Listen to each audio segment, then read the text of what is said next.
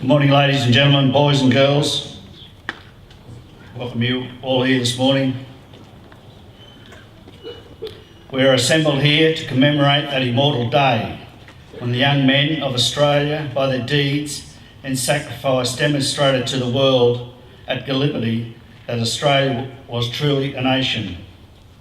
The sons and daughters of ANZAC came forward without question, accepted gladly and discharged fully their responsibilities during World War II, Korea, Malaya, Borneo, Vietnam, Iraq, Afghanistan, and in peacekeeping and peacemaking operations and other conflicts. On this day, we remember the sacrifice of such men for an ideal, for a way of life.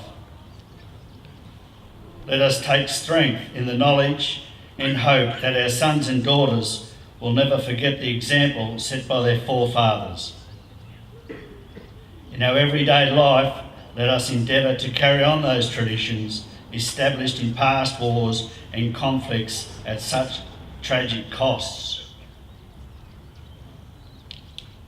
We think of every man, woman and child who, in those crucial years, died so that the lights of freedom and humanity might continue to shine. We nurture too the obligation of showing gratitude for the peace we enjoy and the responsibility of ensuring that freedom and liberty so costly won is not lost by our own indifference. So let us mourn with pride, but let us also remember with equal pride those who served and still live. See that ye hold fast the heritage we leave you, yea, and teach your children that never in the coming centuries may their hearts fail or their hands grow weak.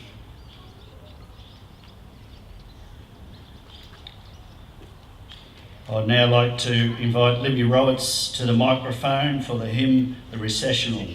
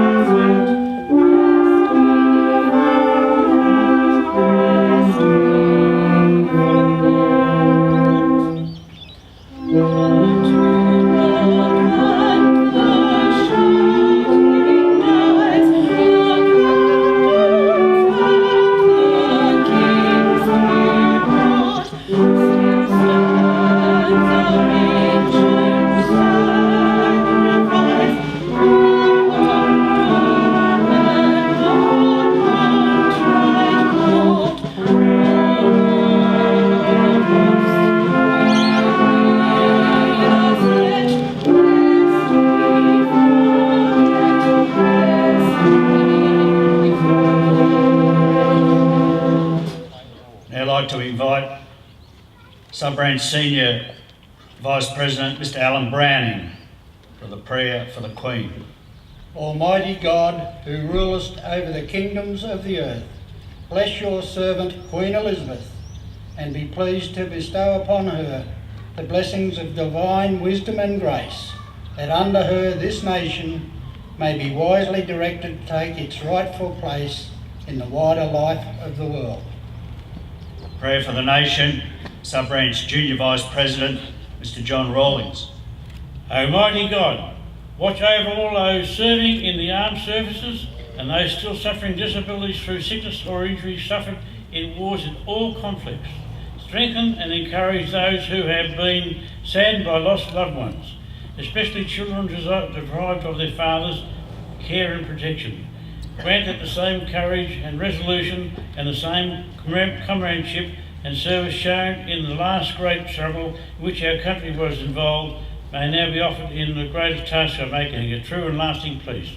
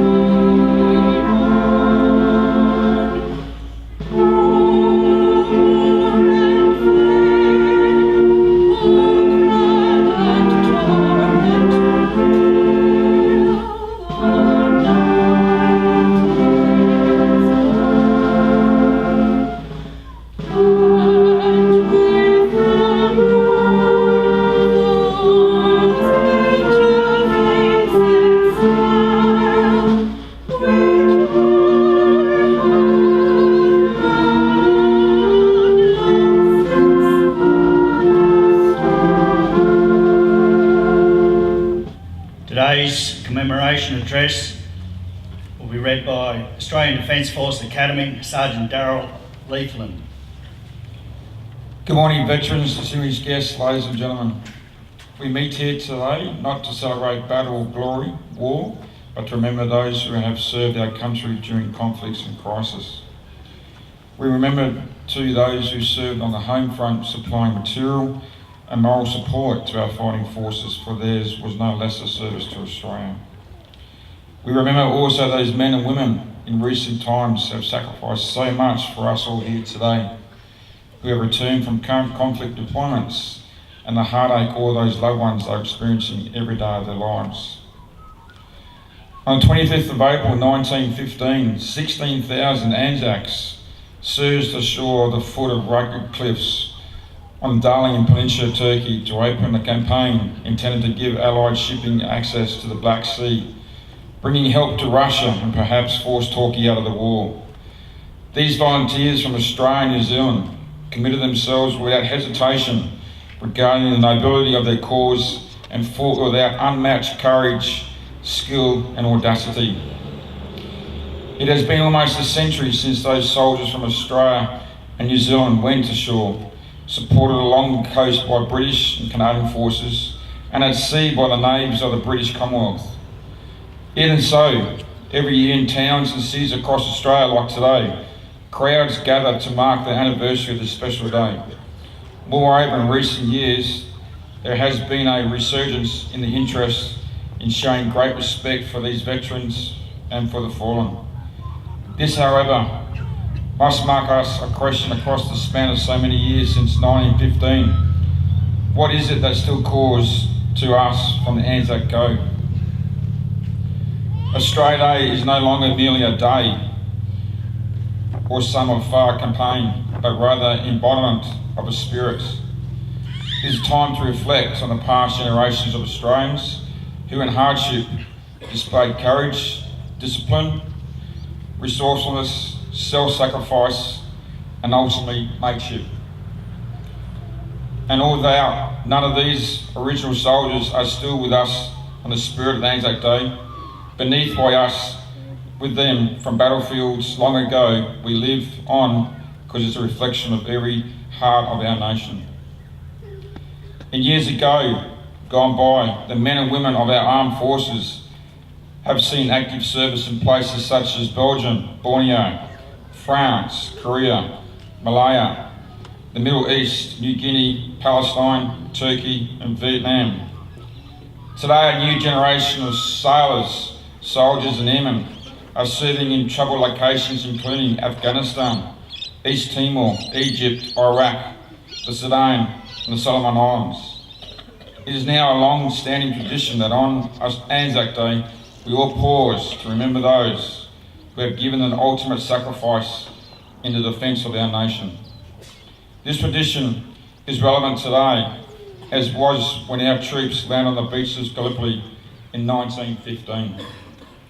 To understand that we have only to recall those Australians that have died or been injured in recent years on operations overseas and within Australia to protect the nation and her national interests. The stories we remember on this day are those of Simpson and his donkey and of Albert Jacko Gallipoli. These are the stories including A.B. Teddy Sheen and Midshipman Robert Davis, who went down fighting with their ships, refusing to leave their posts until the ultimate end. They are the stories including Flight Lieutenant William Newton and Pilot Officer Ron Millington, who laid down their own lives during raids to save their crews. They are the stories including Trooper Mark Donaldson and Corporal Benjamin Robert Smith, who through acts of unparalleled valour and courage in the face of the enemy saved many lives, including their mates. And they are the stories of tens of thousands of others whose names grace the roll of honours in our national capital. Today we look to remember in differences and endless gratitude those who have given their lives to safeguard the values we live by and hold dear to our heart. Because of this, the story of Anzac spirit, not alone at Gallipoli, but throughout our military history, should always remain close to our hearts, lest we forget.